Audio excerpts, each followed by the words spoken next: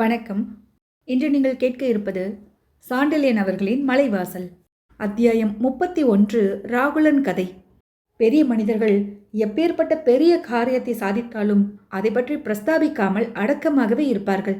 அவர்கள் சாதித்த காரியத்தை பற்றி வேறு யாராவது பேச முற்பட்டாலும் அந்த பேச்சில் கலந்து கொள்ள வெட்கப்படுவார்கள். ஏனென்றால் பெரிய காரியங்களை சாதிப்பது அவர்களுக்கு சர்வ சாதாரணம். சின்ன மனிதர்களின் நிலைமை வேறு. சாதாரண காரியங்களை சாதிப்பது அவர்களுக்கு பிரம்ம பிரயத்தனமாக இருக்கும்போது தாங்கள் எதை செய்தாலும் அதை பிரமாதமாகவே நினைக்கிறார்கள். இதனால் தலை கிறுக்கேறி அவர்கள் மனோநிலை புரண்டு விடுவதால் சந்தர்ப்பம் இல்லாமல் தாங்கள் செய்த காரியங்களை பற்றி பெருமை அடித்து கேட்பவர்களுக்கு எரிச்சல் உண்டு பண்ணுவதோடு தங்களையும் பெரிய சங்கடத்தில் மாட்டி வைத்துக் கொள்கிறார்கள். அல்பமான ராகுலன் மட்டும் இந்த விதிக்கு எப்படி விலக்காய் இருக்க முடியும்?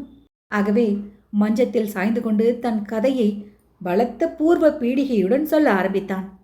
இந்த ராகுலனை ரொம்ப சாதாரணமானவன் என்று நினைத்த தோரமானாவின் வீரர்கள் நான் குப்தராஜ்ய தூதன் என்று அறிந்ததும் நடுநடுங்கி போனார்கள். ஆகவே மிகுந்த பயபக்தியுடன் என்னை நீலதுர்க்கம் கொண்டு வந்து சேர்த்தார்கள் என்று ஆரம்பித்த ராகுலனை சித்ராவின் தம்பி இடைமறித்து, உங்கள் கதையை ஊருக்கு போன பின் பேசிக்கொள்ளலாமே என்று எச்சரித்தான். ஆனால் ராகுலனை நிறுத்த அவனால் முடியவில்லை. மூலஸ்தானபுரம் போகும் வரையில் என்னால் சும்மா இருக்க முடியுமா என்று அவன் சொன்னதும் சித்ராவின் தம்பியின் முகத்தில் கோபம் துடித்தெழுந்தது. நாம் போகும் இடத்தை பற்றி இப்பொழுது எதற்காக பிரஸ்தாபிக்க வேண்டும்? நாம் தனிமையில் இல்லை என்பதை கவனித்தீர்களா என்று கேட்டான். ராகுலன் பதிலுக்கு சிரித்தான். தோரமானாவின் உபசேனாதிபதி அஜய் சந்திரனுக்கே பயப்படாத ராகுலன் கேவலம் இந்த விவசாயி உட்கார்ந்திருப்பதை கண்டா பயப்பட போகிறான். நான் சொல்லும் விஷயங்களை கேட்டு இவன் என்ன செய்ய முடியும்? ஏதாவது வாளை ஆட்டினால் இதோ இருக்கவே இருக்கிறது என்று பக்கத்தில் மஞ்சத்தில் கழற்றி வைக்கப்பட்டிருந்த கத்தியை காட்டினான். ராகுலன் பேச்சு சித்ராவின் தம்பிக்கு அடியோடு பிடிக்கவில்லை. ராகுலனை அடக்குவது சாத்தியமில்லை என்ற காரணத்தினால் எதை வேண்டுமானாலும் உளரட்டும் என்று பேசாமல் இருந்து விட்டான். ராகுலன் மேற்கொண்டு சொன்னான். நீலதுர்க்கத்தில் தோரமானாவின் அந்தரங்க அதிகாரியாக ஒரு பெண், அவளை நான் சந்தித்து பேசினேன். அந்த சமயத்தில்தான் உபாத்தியாயன் அந்த அறைக்குள் நுழைந்தான். நுழைந்தவன் சும்மா இருக்கக்கூடாதா? அந்த பெண்ணின் பழைய கதையை எல்லாம் கிளறினான். அவள் வாயை கிண்டியது எனக்கு நல்லதாய் போயிற்று.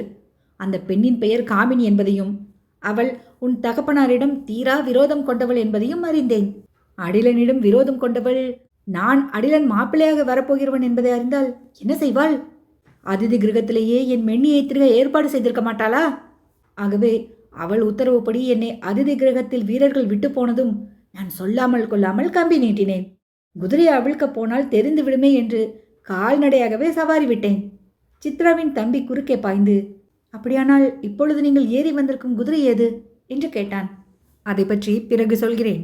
முதலில் நீலதுர்க்கத்தின் விவரங்களை கேள். அந்த காமினியின் அறையில் வெகு நேரம் இருந்தேன். ஏனென்றால் காமினி தன் கதையை விவரமாக்கச் சொன்னாள். அத்தனை நேரமும் அந்த உபாத்தியாயனுக்கு என்னை அடையாளம் புரிந்து கொள்ள முடிந்ததா? ஒரு காலம் இல்லை. நான் வெகு சாமர்த்தியமாக தலையை குனிந்து கொண்டே நின்றேன். அந்த உபாத்தியாயனாவது யாரோ குப்தராஜ்யத்திலிருந்து வந்திருக்கிறானே என்று என்னை ஏறெடுத்து பார்த்தானா? அதுவும் கிடையாது. ஏதோ மகா மேதாவி போல் அலட்சியமாக உட்கார்ந்திருந்தான். சுத்தம் முட்டாள். ஆனால் ஒரு மனிதனின் முட்டாள்தனம் இன்னொரு மனிதனுக்கு எவ்வளவு தூரம் பயன்படுகிறது பார்த்தாயா? அவன் என்னை பாராததால் தான் நான் நீலதுர்க்கத்திலிருந்து தப்ப முடிந்தது. அவன் அவளை பேச வைத்ததால் பழைய விவரங்களையும் நான் நீலதுர்க்கத்திலேயே இருந்தால் யார் கையில் சிக்கியிருப்பேன் என்பதையும் அறிந்து கொள்ள முடிந்தது. நான் கல்யாண பெண் மாதிரி தலை குனிந்து உபாத்தியாயனை ஓரக்கண்ணால் மட்டும் பார்த்து கொண்டே நின்றேன். அவன் முகத்தை நான் பார்க்க முடிந்ததே தவிர அவன் என்னை பார்க்க முடியவில்லை. எப்படி? இதற்கு சித்ராவின் தம்பி உடனே பதில் சொன்னான். உபாத்தியாயர் கண்களிலிருந்து எதுவும் தப்பாது. நீங்கள் தப்பிவிட்டதாகவே வைத்துக்கொள்வோம். இந்த விவரங்களை பேச இப்பொழுது அவசரமில்லை. நம் வீடு போனதும் சித்ராவிடமே நீங்கள் இதையெல்லாம் சொல்லலாம் என்றான். உனக்கு ஒரு தடவை, சித்ராவுக்கு ஒரு தடவை, 2 தடவைகள் சொல்கிறேனே, இது சொல்ல எனக்கு அழுக்குமா என்றான் ராகுலன். உங்களுக்கு அழுக்காது. இப்பொழுது உனக்கு அழுப்பாயிருக்கிறதா? எவ்வளவு சுவாரஸ்யமான விஷயங்கள் சொல்கிறேன்.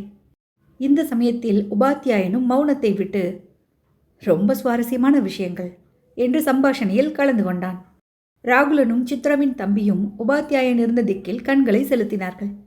உபாத்தியாயன் முகம் சரியாக தெரியவில்லை. இதில் இந்த விவசாயிக்கு என்ன சிரத்தை இருக்க முடியும் என்று சித்ராவின் தம்பி நினைத்தான். உபாத்தியாயனுடைய அடுத்த வார்த்தைகள் ராகுலனின் உற்சாகத்தை பெரிதும் தூண்டிவிட்டன. மன்னிக்க வேண்டும், ஏதோ தெரியாமல் பேசிவிட்டேன். ஆனால் தோரமானாவின் உபசேனாதிபதியின் கண்கள் மிக கூர்மையானவை என்பது பிரசித்தம். அவர் முன்பாக நீங்கள் வெகு நேரம் நின்றுவிட்டு அவர் உங்களை அடையாளம் புரிந்து கொள்ளவில்லை என்றால் அது மிகவும் ஆச்சரியம். அந்த ஆச்சரியம் தாங்காமல் தான் நானும் சம்பாஷணையில் என்னையும் அறியாமல் புகுந்து விட்டேன் என்றான் உபாத்தியாயன். விவசாயியாக இருந்தாலும் உனக்கு இருக்கும் அறிவு அநேகம் பேருக்கு கிடையாது. எப்பேற்பட்ட சங்கடத்தை என்ன சாமர்த்தியமாக சமாளித்திருக்கிறேன் பார்த்தாயா என்றான் ராகுலன். கேட்பானேன், நீங்கள் செய்திருக்கிற காரியம் சாமானியமானதா?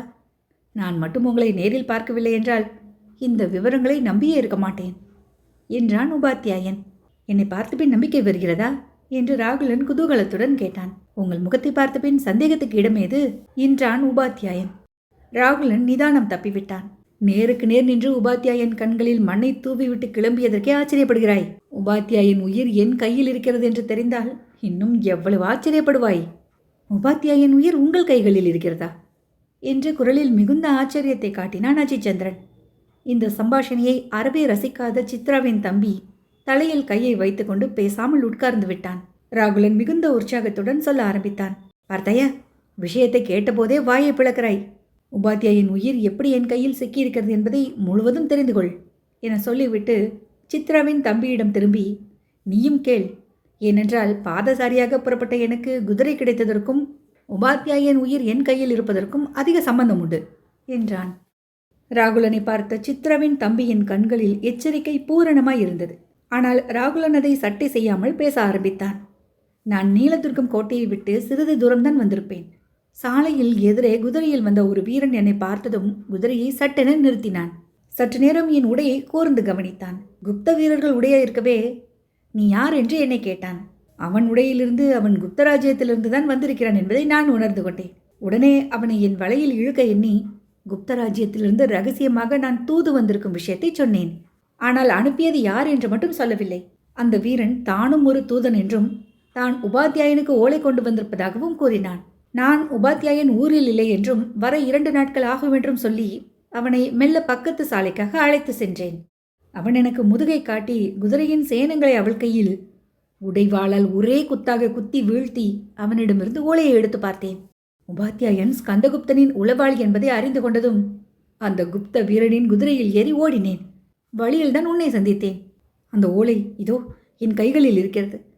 தோரமானவிடம் சேர்ப்பித்தால் உபாத்தியாயன் கதி என்ன ஆகும் என்றான் ராகுலன். சித்ராவின் தம்பி பேசவில்லை. உபாத்தியாயனே பேசினான். நீங்கள் செய்திருப்பது சாமானிய காரியமல்ல என்றான். நீ நல்ல புத்திசாலி என்று பதிலுக்கு ஸ்லாகித்தான் ராகுலன். அதனால்தான் வருந்துகிறேன். வருத்தம் எதற்கு?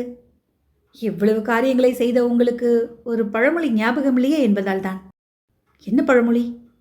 பகலில் பக்கம் பார்த்து பேசு, இரவில் அதுவும் பேசாதே என்று பெரியவர்கள் சொல்வார்கள். அதற்கென்ன இப்பொழுது? பெரிய காரியங்களை எல்லாம் சாதித்துவிட்டு இந்த சின்ன உண்மையை அறியாமல் வீண் பெருமை அடித்துக் கொள்வதற்காக அத்தனை காரியங்களையும் பயனற்று போகும்படி செய்து விட்டாயே ராகுலா என்றான் உபாத்தியாயன் கடுமையான குரலில். விவசாயி திடீரென ஏக வசனத்தில் பேச ஆரம்பித்ததாலும் குரலின் கடுமையாலும் ராகுலன் திகிலுடன் மஞ்சத்திலிருந்து துள்ளி எழுந்து, யார் நீ என்று வினவினான். உபாத்தியாயன் தான் உட்கார்ந்திருந்த இடத்திலிருந்து எழுந்து விளக்கு இருக்குமிடம் வந்து, நீ இத்தனை நேரம் யாரை பற்றி பேசிக் கொண்டிருந்தாயோ அந்த முட்டாள் உபாத்தியாயன் நான்தான் என்று கூறினான். உபாத்தியாயன் இதழ்களில் ஒரு புன்னகை தவழ்ந்து கொண்டிருந்தது. உபாத்தியாயனை கண்ட ராகுலன் கல்லாய் சமைந்து விட்டான். ஆசனத்திலிருந்து எழுந்த சித்ராவின் தம்பியின் முகத்திலும் சற்று திகில் தெரிந்தது. உபாத்தியாயன் ராகுலனையும் சித்ராவின் தம்பியையும் மாறி மாறி பார்த்தான். கடைசியாக ராகுலன் முகத்தில் அவன் கண்கள் நிலைத்ததும் இதழ்களில் இருந்த புன்முறுவல் சற்று மறைந்தது. குப்த தூதனை கொலை செய்து நீ திருடி அந்த ஓலையை எடு என்று உபாத்தியாயன் அதட்டினான். எடுக்காவிட்டால் என்ன செய்து விடுவாய்? நீ ஒருவன், நாங்கள் இருவர் என்பதை கவனித்தாயா என்று அசட்டு தைரியத்துடன் கேட்டான் ராகுலன். பதிலுக்கு உபாத்தியாயன் லேசாக சிரித்துக்கொண்டே முகுந்தா என்று கூப்பிட்டான். கதவு திறந்தது. உருவிய வாட்களுடன் முகுந்தனும் மற்ற மெய்க்காவலரும் உள்ளே நுழைந்தனர்.